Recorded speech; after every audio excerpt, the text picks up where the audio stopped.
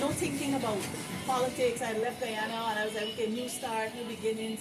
But then he started bringing back this interest when he started talking about politics. He said he had run for office, and then his wife ran for office. And then he said, you know, I want to challenge all of you in this class to run for office. And my ears perked up, and I was like, how interesting.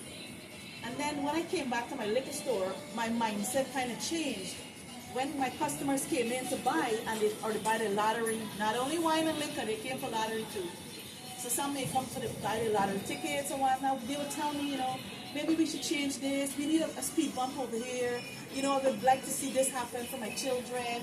And I would listen in a different way now. I'm like, maybe I should run for office in America.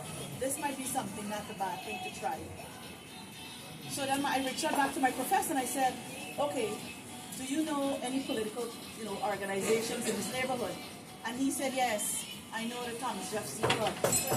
The Thomas Jefferson Club is in Canarsie, and you could go by and just meet with, the leaders there and kind of start from there. So this was just about 16 years ago conversation. And I ended up running for City Council in 2021.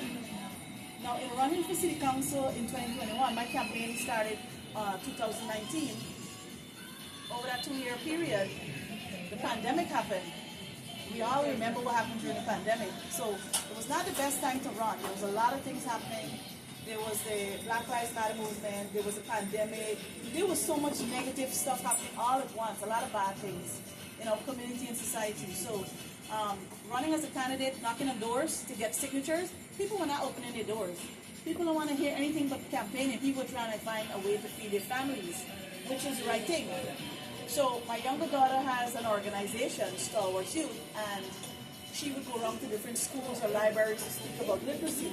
So she couldn't go to any schools anymore during that time. So she decided to say, hey, Mom, let's just try to do something different. Let's try to figure out to get some food to feed our community.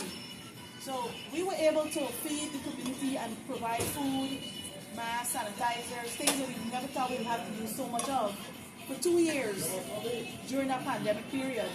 And people were really engaging with the campaign during that time.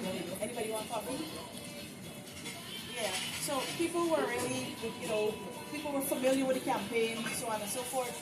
But one of the challenges that I faced as a candidate was that it was just about 9 or 11 candidates was running at that point. And it was just a real busy race. And this was my first time running, and I was just kind of feeling my way around. But fast forward now, after that campaign, coming into this campaign, the mistakes, the challenges, the negatives, those things were put back on the table and looked at. And when I went through all those things with my team and to figure out, how do we do differently this time? Because one of the things I'll share with you that the average person don't know is that when people are running for office, they hire teams of people, strategists, consultants, to tell them how to run a campaign to win it.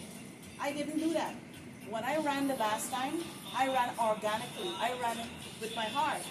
I ran telling people the truth.